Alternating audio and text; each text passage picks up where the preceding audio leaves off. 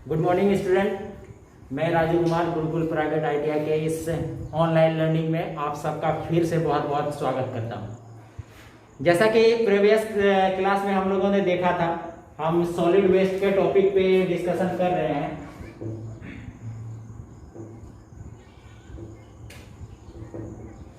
Solid waste के topic पे जो है हम लोगों ने बहुत कुछ जाना है, उनके सोर्सेस के बारे में जाना है, फिर उनका क्या किस तरीके से उनके कौन कौन से टाइप्स होते हैं उनके बारे में जाना है। आज जो हम लोग जानने जा रहे हैं वो हमारा रहेगा कि method for disposal of solid waste.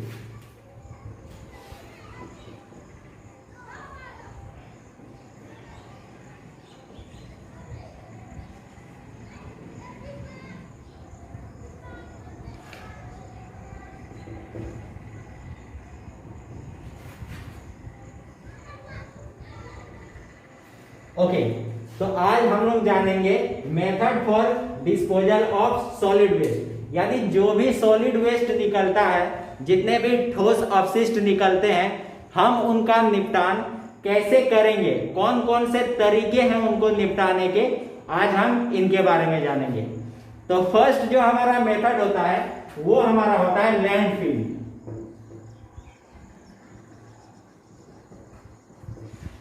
Landfill को जो है हम लोग हिंदी में बोलते हैं भूमि भरण।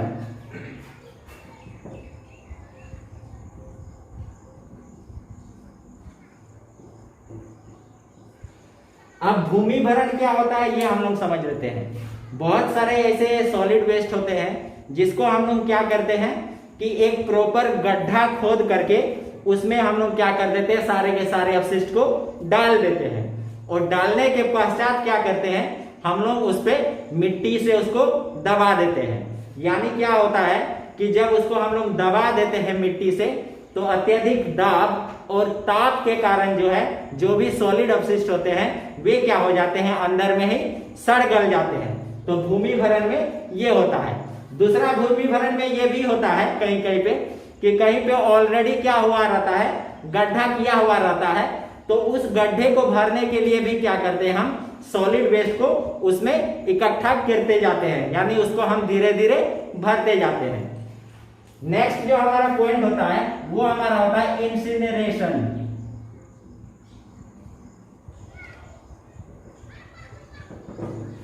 इंसिनरेशन को हिंदी में हम लोग बोलते हैं भस्मीकरण या दहन।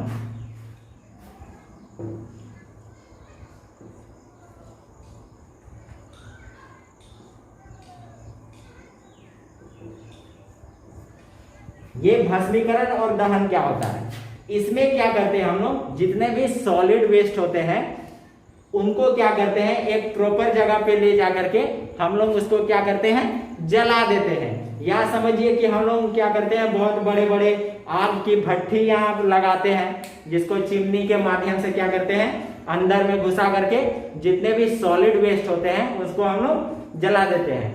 मेनली जो आता है इसमें प्लास्टिक के कचरे को जो है हम लोग क्या करते हैं, जलाते हैं। प्लास्टिक के कचरे हो गए,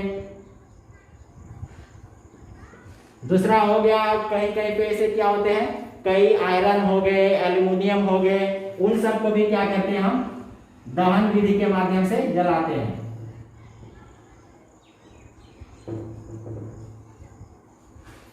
प्लास्टिक, एल्यूमिनियम, आयरन, ऐसे ही और कई ठोस अपशिष्ट हो सकते हैं जिसको हम लोग क्या करते हैं, दहन विधि के माध्यम से जलाते हैं। यानी दहन का मतलब ही है कि जला के उसको क्या कर देना, पिघला देना, या फिर जला के उसको क्या कर देना, नष्ट कर देना।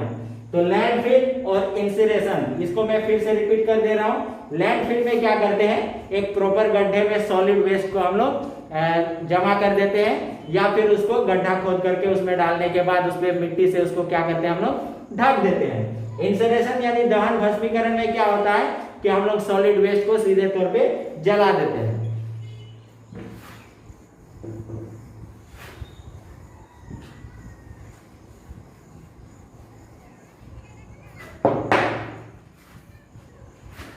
अगला जो हमारा तीसरा पॉइंट होता है वो होता है पायरोलिसिस। अब पायरोलिसिस क्या होता है? ये होता है ताप अपघटन।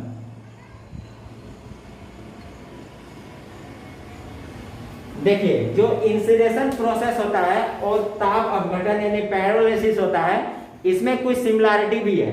सिमिलरिटी ये होता है कि इसमें दोनों में ही क्या करते हैं हम लोग? आग जलाने का काम करते हैं। आग द्वारा इसको क्या करते हैं? सॉलिड अपशिष्ट को नष्ट किया करते हैं, निपटान करते हैं या फिर डिस्पोजल करते हैं।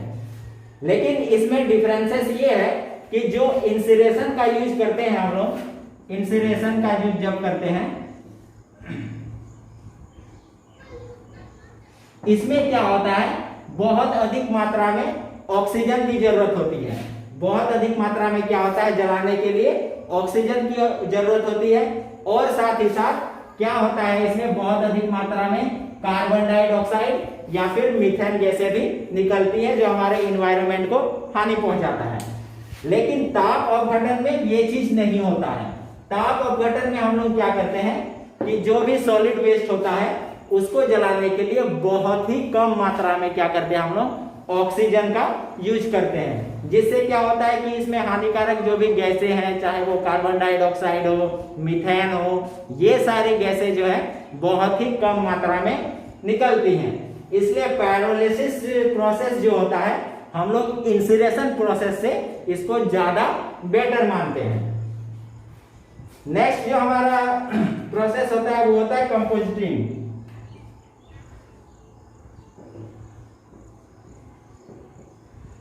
कंपोजिटिंग को हिंदी में बोले तो आप लोग समझ सकते हो इसे खाद बनाना।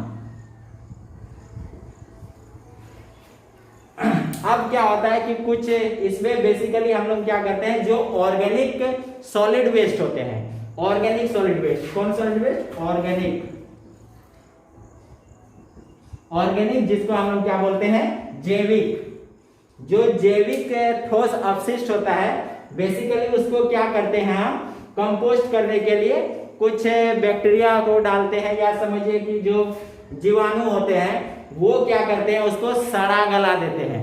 सड़ा गला करके क्या करते हैं? उसको ह्यूमस में चेंज कर देते हैं।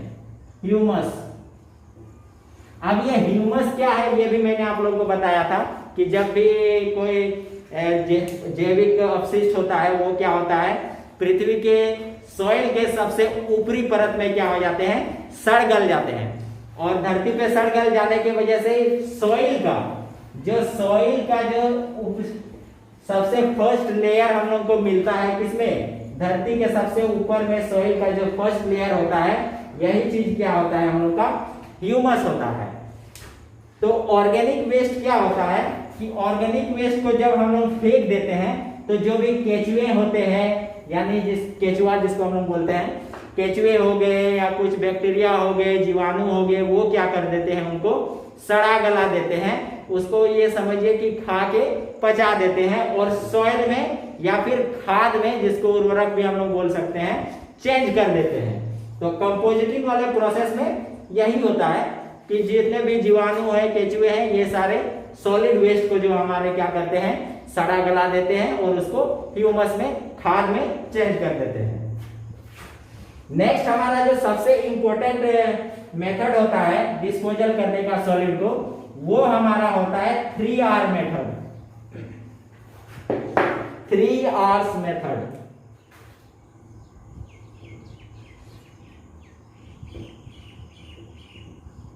अब ये 3Rs मेथड क्या होता है, ये हम लोग जान लेते हैं। 3Rs मेनली होता है 3R, जिसको हिंदी में हम लोग क्या बोलते हैं? 3R। फर्स्ट जो होता है वो हमारा होता है रिड्यूस। सेकेंड जो होता है वो होता है रीयूज। और थर्ड जो होता है वो होता है रिसाइकल। अब रिड्यूज, रीयूज एंड रिसाइकल क्या होता है, ये मैं आप लोगों को बता देता हूं।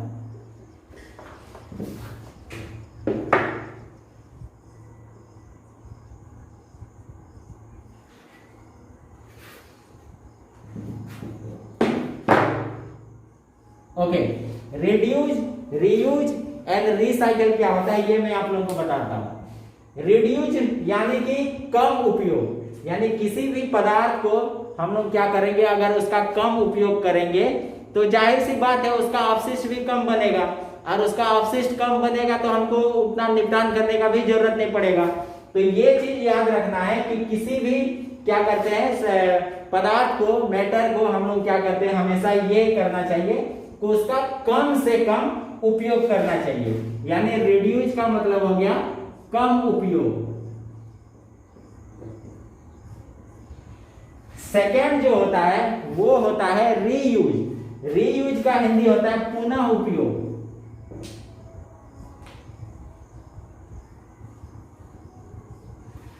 पुनः उपयोग क्या होता है, कुछ ऐसे भी पदार्थ होते हैं जिसको हम लोग एक बार यूज करने के बाद दोबारा से उसका यूज कर सकते हैं। फॉर एग्जांपल अगर कोई प्लास्टिक की बोतलें हैं, कोई थैलियां हैं, तो उसको क्या कर सकते हैं, एक बार हम लोग यूज कर लिए तो धो करके उसको रख सकते हैं, उसमें दोबारा हम कुछ यूज कर सकते हैं। ऐसे ही और बहुत सारे मैटर होते हैं जिसको हम लोग क्या कर सकते हैं, उसका बार बार यूज किया जा सकता है जब तक कि वो पूर्ण रूप से खराब ना हो जाए। तो ऐसे पदार्थ को ही क्या बोलते हैं, हम लोग रीयूज बोलते हैं।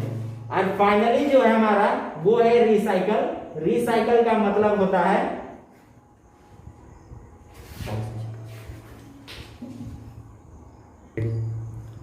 ओके, तो रीयूज के बारे में हम लोगों ने देख लिया।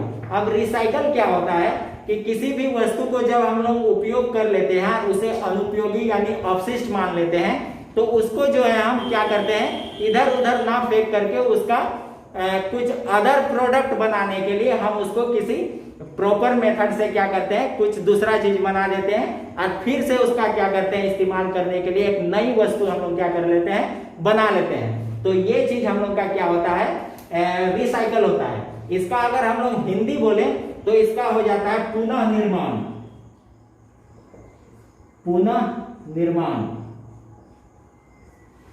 पुनः निर्माण यानी कि किसी भी चीज अपशिष्ट को हम लोग मान लिए, उसको जो है एक अदर वेज में एक नया प्रोडक्ट बना के फिर से यूज कर सकते हैं उस चीज को, ये हमारा हो जाता है रिसाइकल। तो आज के टॉपिक में हम लोगों ने क्या जाना, method of disposal of solid. इसमें हम लोगों ने क्या क्या देखा, ये मैं आप लोगों को एक बार फिर से रिपीट कर देता हूं।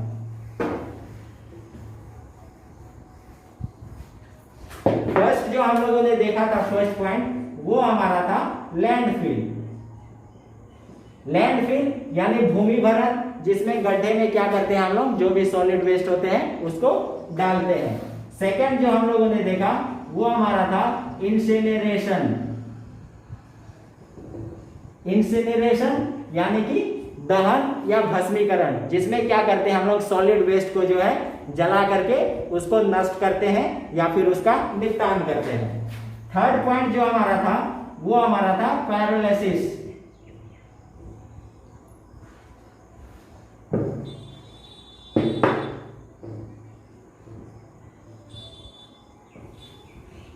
पायरोलिसिस में क्या था कि ताप अपघटन। इंसिनरेशन से थोड़ा सा इसमें ये डिफरेंट था कि इंसिनरेशन में हम खुले स्थानों पर भी उसको क्या कर सकते हैं, सॉलिड वेस्ट को जला सकते हैं ऑक्सीजन की अधिक मात्रा की उपस्थिति में। लेकिन पायरोलिसिस में क्या होता है, हम ऑक्सीजन की क्या करते हैं, बहुत ही कम मात्रा में यूज करते हैं, जिससे इससे जो भी हानिकारक गैसें होती हैं वो बहुत कम मात्रा में निकलती हैं।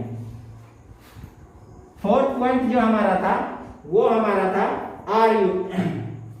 कंपोजिटिंग। अब कंपोजिटिंग में हमने क्या देखा कि इसको जो है, जो भी सॉलिड वेस्ट होते हैं बेसिकली, या मेनली बोलिए कि जो ऑर्गेनिक सॉलिड वेस्ट होते हैं, उसको हम लोग क्या करते हैं, खाद के रूप में जीवाणुओं के द्वारा बदल देते हैं। अब 5 पॉइंट जो था हम लोग का वो था 3 R's। 3 R's में हम लोगों ने क्या देखा, रिड्यूस, रीयूज एंड रिसाइकल। अब रिड्यूस यानी कि कम से कम उपयोग करना, रीयूज उसका फिर से उपयोग करना, और रिसाइकल यानी कि उसका पुनः निर्माण करना। तो आई होप कि आप लोग को ये सारे टॉपिक जो है या पॉइंट्स जो है बहुत अच्छी तरीके से क्लियर हो गए होंगे। इसके आगे एक पॉइंट्स और है, वो मैं आप लोगों को नेक्स्ट वीडियो में बताऊंगा। तब तक के लिए आप लोगों को बहुत बहुत धन्यवाद।